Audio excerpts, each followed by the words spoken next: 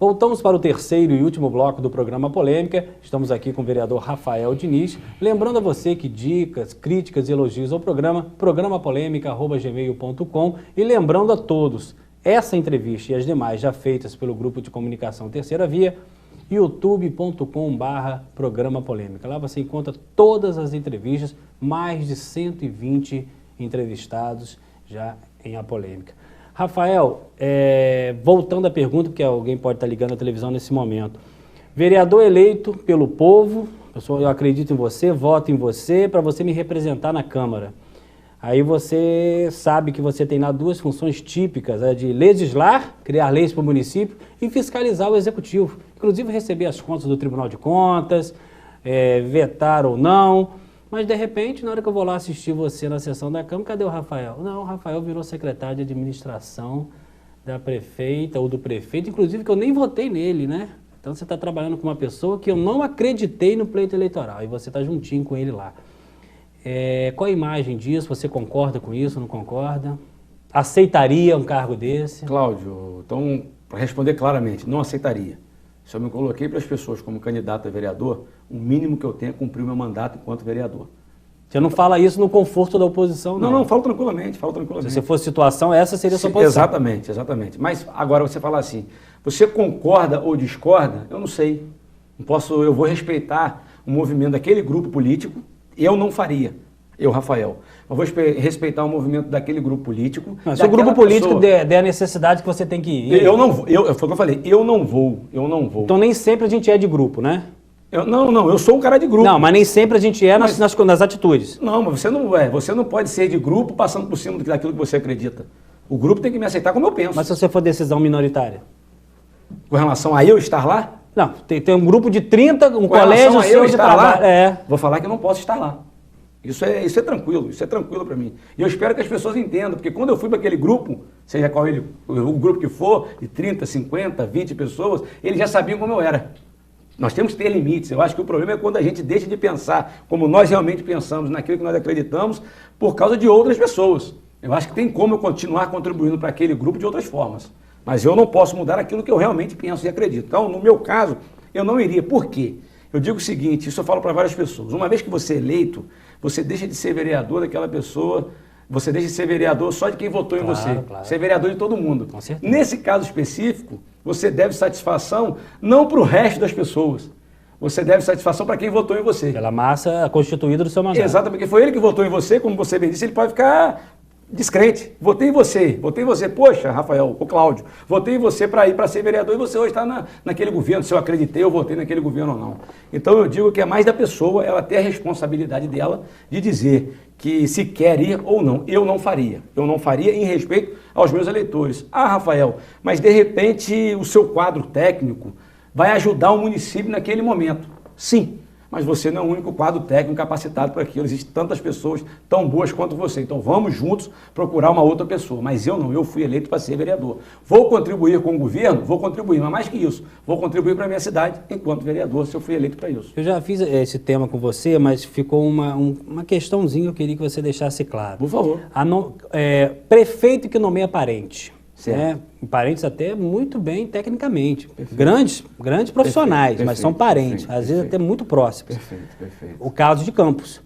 Você concorda com isso? Claudinho, você sabe que... Nós estamos falando de técnico e de moral e ético, né? O nepotismo, para mim, mostra que a sociedade não está avançando. A necessidade de você ter uma lei para impedir o nepotismo. Eu acho que isso é claro. Você mostra como essa sociedade está atrasada. Então, vou dizer bem claro, o meu avô, Zezé Barbosa, que para mim foi um dos melhores prefeitos que essa cidade teve. Por 4 mandatos, né? Como gestor, 3 mandatos. 3 mandatos. Como gestor, como homem que procurava pagar as pessoas em dia, ele já nomeou parente para o primeiro escalão. Quem? Meu avô. Nomeou quem? Minha mãe já foi secretária de educação dele, sem dificuldade nenhuma. Salvo engano. Década de 90. Aí antes, né? Antes. Porque em 88... A Constituição foi Exatamente. Então o que acontece? Minha mãe foi uma secretária de educação ruim. Eu falo isso tranquilamente porque eu não devo nada para ninguém, até porque a história fala por si. Eu não preciso ficar escondendo nada das pessoas. Minha mãe foi uma secretária de educação ruim e eu vou ser suspeito para falar. Mas o que eu escuto nas ruas, é que ela foi uma muito boa secretária de educação. Então, meu avô acertou ou errou?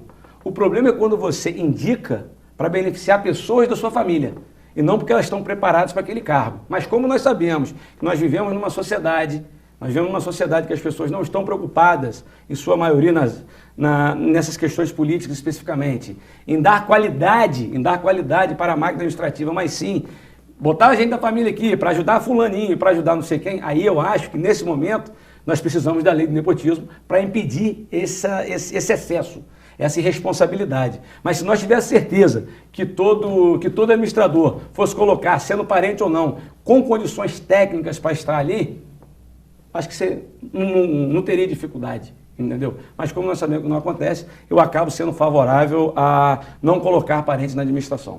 Rafael, vamos no terceiro bloco, a gente tem que aproveitar ao máximo. Nós estamos acompanhando uma série de prisões efetuadas pela Polícia Federal, umas cinematográficas e às vezes 24 horas, 48 horas depois, ou sai pelo HC, ou é uma prisão provisória, sai e tal. E tem um impacto social, mas ao mesmo tempo tem um gosto de amargo na boca de quem é honesto, né? Porque nem todos são honestos, infelizmente. Mas tem um gosto amargo de você falar, pô, tocaram naquele cara, graças a Deus, tocaram no topo, mas o tubarão saiu. Tocaram lá.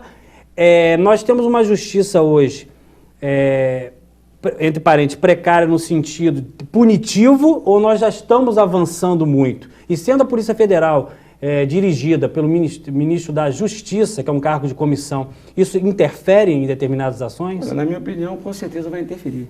Com certeza vai interferir, porque... Há operações há operações, na sua opinião? É difícil você garantir a isenção nesse processo. Há coisas muito maiores para você garantir a sua isenção, concorda? Independente da pessoa que esteja lá. O sistema é muito maior que aquela pessoa que chegou lá. Quando ela chegar lá, ela vai ver que ela não vai conseguir transformar tudo. Então, com certeza, nós não podemos falar de isenção completa. É lógico que vão ter operações que você vai falar realmente, como você disse, operações e operações. De qualquer forma, quando a gente pensa que se o juiz libera, porque a lei permite que ele libere. E se ele estiver infringindo a lei naquele momento, que isso pode acontecer, desrespeitando uma lei, cabe aos advogados resolverem esse processo. Que dá um gostinho amargo na gente, a gente sabe que dá um gostinho amargo, a gente quer ver a justiça sendo feita, ou pelo menos que ela, aparentemente, porque você não sabe realmente o que é justo, né? Tem pessoas que não tem verdade absoluta, né? Tem pessoas que já foram condenadas e lá na frente nós vamos ver que essas pessoas são inocentes. Mas quando o jogo está escancarado, a gente quer que isso aconteça, mas às vezes o judiciário é falho, ou pelas pessoas que estão lá, ou pelo próprio sistema, o Ministério Público é falho, ou pelas pessoas que estão lá, ou pelo próprio sistema, mas acima de tudo também o político é falho. Porque a lei que o Ministério Público cumpre, que nós cidadãos cumprimos e que o Judiciário cumpre, é uma lei feita pelos políticos. Nós não podemos esquecer disso, né? Que tudo volta para lá. Ah, aquele delegado prendeu, o juiz soltou. Sim, encontrou um advogado habilidoso. É lógico que existem as maracutaias, que a pessoa consegue soltar, de repente, vendendo uma sentença. A gente sabe o que acontece, tem juízes presos por causa disso, mas ele está cumprindo uma lei. E nós temos instrumentos para tentar resolver aquele problema. Entendeu? Então nós temos que lembrar que se há esse gostinho amargo é porque existe problema na lei. E somos nós, políticos, que fazemos essas leis. Você tocou nesse ponto e eu ia te perguntar, o judiciário, lógico que a lei vem pronta para ele, né? Porque a função de criar não é dele. Mas o judiciário está começando a se preparar para julgar colarinho branco? Ou ainda está com aquele vício de ter facilidade para julgar pobre? Eu acho que... Porque pobre é mais fácil de ser julgado, né? Sem dúvida nenhuma. Pobre é mais fácil, pobre. Coitado das pessoas pobres, a gente falar com esse termo, né? Mas vamos dizer as pessoas, né? Pobres, humildes, as pessoas sacrificadas. Nós temos que estar sempre em defesa delas. E, consequentemente, é mais fácil não apenas você julgar. Aquelas pessoas que conseguem humilhar, elas conseguem humilhar quem tem uma situação de vida menor do que aquela outra. Né? A pessoa, quando tem aquele caráter de conseguir humilhar o próximo, que é abominável isso. Então não é só questão de julgar, até no tratamento, você quando a pessoa é ruim, ela vai com certeza ser pior com quem tem menos condições de enfrentá-la. Nós temos preconceito na justiça também, né? Sem dúvida nenhuma. O olhar, até porque a justiça é feita de homens, eu sempre volto com o homem. Política, os partidos são feitos de homens, a justiça é feita de homens. Então nós temos que esperar que existam pessoas com formação, preparadas para aquilo e preparadas, quando você fala do judiciário, do Ministério Público, também da própria classe política, você tem que saber que a pessoa tem que estar preparada a nível de conhecimento, mas também emocionalmente preparada para aquilo, para entender as diferenças e entender que o crime do colarinho branco tem que ser tratado com a mesma firmeza que aquela pessoa que de repente cometeu um assassinato ou que furtou algum objeto. E digo mais, na minha opinião, tem que ser tratado com mais firmeza ainda que de repente essa pessoa que roubou uma lata de salsicha porque o filho estava com fome. E que infelizmente a gente não vê isso acontecer. Mas que vem avançando, na minha opinião, acredito que vem avançando. Porque a gente não viu isso acontecendo no nosso país.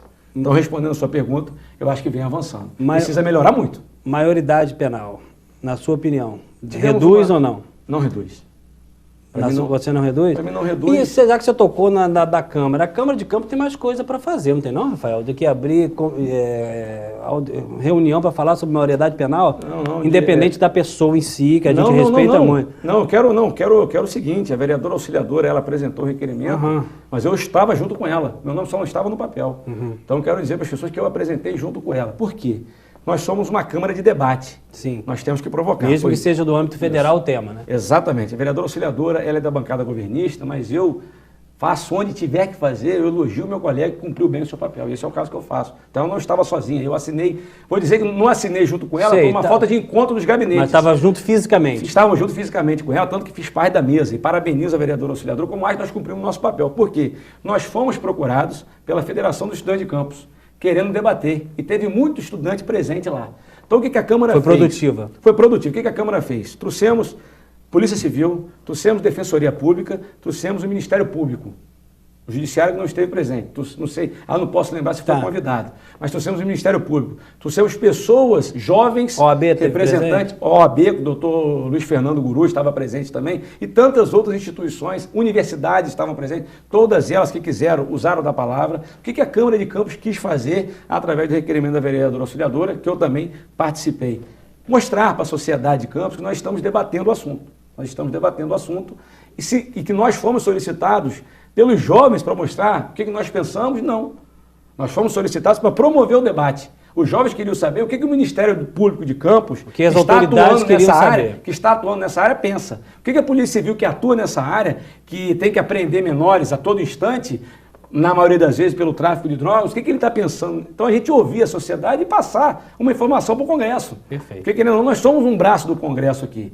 Então, acho que foi isso que a Câmara quis fazer e eu me senti muito honrado em realizar esse debate. Foi o que nós dissemos, nós não vamos votar, mas pelo menos aqui todos juntos, nós somos cidadãos, utilizando a Câmara de Campos para mostrar, olha, somos a favor, somos contra, ou pensamos dessa forma, há uma divergência de opinião aqui, mas promovemos o debate. Rafael, você tem religião? Tem religião. Qual a sua religião? Católico. Católico, como seu pai também era, né? Isso. Me diz uma coisa, como que você vê a intolerância religiosa aí, a briga de pessoas, né? Eu acho que estão se lendo muito pouco a Bíblia e dando muito valor aos sentimentos verborrágicos das pessoas. É evangélico, pessoas brigando com católico, brigando com bandista, brigando com isso, com aquilo. Aquela religião, se não é a minha, é coisa do demônio. Você é um legislador, né? Isso. No âmbito municipal, não legisla sobre a parte de coisa, mas temos um país laico, graças a Deus. Como é que você vê essa intolerância? Primeiro, Cláudio, para aproveitar a oportunidade, você já perguntou se eu sou católico, e nós temos, a classe política tem um vício horrível, na minha opinião, eu ia te perguntar isso, de usar a política para ganhar voto. Poucas vezes você vai me ver num programa como o seu, ou publicamente, usando a palavra de Deus. Porque eu acho D maiúsculo, né? Você tem que ter muita responsabilidade. O fato de você frequentar qualquer igreja que seja, eu vou falar da minha, o fato de você ir à missa todo dia, não me garante você ser uma pessoa de bem. Claro que não. Tem pessoas, eu conheço pessoas que eu brinco até com essas pessoas. Eu tenho um tio, assim, por parte de pai, que ele fala que ele é ateu. Eu respeito. Mas eu brinco com ele e falo assim, papai do céu adora ateus como você, tio. Eu falo para ele. Tá, entendi. Pessoas que de repente dizem não acreditar em Deus, mas fazem, tem uma obra até mais relevante. Fazem o que Deus pede. Eu acho que nós temos que estar todos unidos, independente da sua religião, para cobrarmos das pessoas que não praticam bem. Para cobrarmos das pessoas que praticam mal, que elas pratiquem o bem, independente da sua religião. Não adianta eu estar cobrando você porque você não é da minha religião, ou ofendendo você porque você não é da minha religião. Nós temos que cobrar que pessoas pratiquem o bem. Que aí, de qualquer forma, nós vamos estar passando a mensagem de Deus. Então, temos que respeitar a religião do próximo. Por que só a minha é boa e a dele não é? E só para fechar aqui, para rapidinho entrar em outra pergunta. Nós sabemos que isso não é um problema só que acontece na igreja evangélica. A igreja católica já fez muito isso. Escolher candidatos, escolher nomes. Essa mistura de política com religião, ela não desgasta muito, o próprio político, não é um dos nódulos dele, é usar aquilo ali como captação eleitoral? Nós temos ainda 2 minutos, você tem que fechar e ainda fazer a sua consideração final. Não, rapidinho. Eu acho que foi o que eu disse. Eu não uso Deus, que eu não quero mostrar para as pessoas que eu estou querendo voto, porque eu tenho Deus. Nas minhas ações você vai saber, se quiser conversar comigo, você vai saber se eu acredito em Deus ou não, que eu acredito muito. Então o cristão de momento você discorda? Completamente. Qualquer religião de momento eu discordo. Eu acho que se você não tiver religião nenhuma, se você acreditar que aquela árvore é o seu Deus, estou sendo muito forte o que eu estou falando. Se você acreditar que aquela árvore, você respeita todo o ser humano que está do seu lado. Na minha crença de Deus, no catolicismo que eu pratico, Deus ama você e quer que você faça isso. É lógico que eu digo para as pessoas o seguinte: se você souber a vantagem que é ter Deus, sim, nos momentos de dificuldade, então, como que Deus te segura, aí você vai entender a importância de ter Deus. Mas, de qualquer forma, temos que ser pessoas de bem, independente da religião que você tenha. Rafael, infelizmente nós estamos terminando, você tem ainda 1 minuto e meio, queria que você fizesse as suas considerações finais e deixasse alguma mensagem que você acha pertinente. Mais uma vez, agradecer a oportunidade, a sua oportunidade, mas também a oportunidade do Grupo Terceira Via. Eu acho que nós, políticos, nós temos a obrigação de estar aqui, estar em todos os canais, porque se as pessoas nos escolheram para ocuparmos um cargo político, no meu caso, como vereador, eu tenho a obrigação de dar satisfação a elas. Obrigação. Não é favor que eu estou fazendo, é obrigação. Por isso que no site da Câmara, tem o meu telefone pessoal, o meu e-mail pessoal. O mesmo e-mail e telefone, que é minha noiva, minha mãe, minha avó, brigo com as pessoas mais próximas, meus irmãos, meus amigos falam comigo, o cidadão também tem o direito de falar comigo. Então deixar esse recado, que é uma obrigação estarmos aqui prestando conta do nosso serviço. Convidar as pessoas para que possam participar mais da vida política de Campos. Talvez você não tenha um mandato, mas você pode transformar a sua cidade. Às vezes votando, mas muito mais que isso, atuando diariamente, buscando conscientizar as pessoas que uma cidade melhor é possível. E se eu puder deixar um recado, Claudinho, eu dizer para as pessoas o seguinte: nós temos que ter muita responsabilidade com essa cidade. Essa cidade não é de político nenhum, essa cidade é do campista. Nós não podemos admitir que uma administração fique a todo instante para tapar seus rombos e seus problemas de má administração, pegando empréstimo aqui, pegando empréstimo ali. Nós temos que ser responsáveis agora no presente e, mais que isso, estamos sendo responsáveis também pelo futuro de Campos, futuro dos nossos filhos. Então, agradecer a oportunidade e mandar um abraço para todo mundo. Nos procure na Câmara, mais que para elogiar, procure para criticar. Olha, Rafael, eu acho que você pode ser melhor assim, porque eu acho que a gente vai melhorando nossa cidade todos juntos. Eu agradeço a oportunidade mais uma vez. Perfeito. Estamos terminando mais um programa Polêmica e até semana que vem com mais um entrevistado.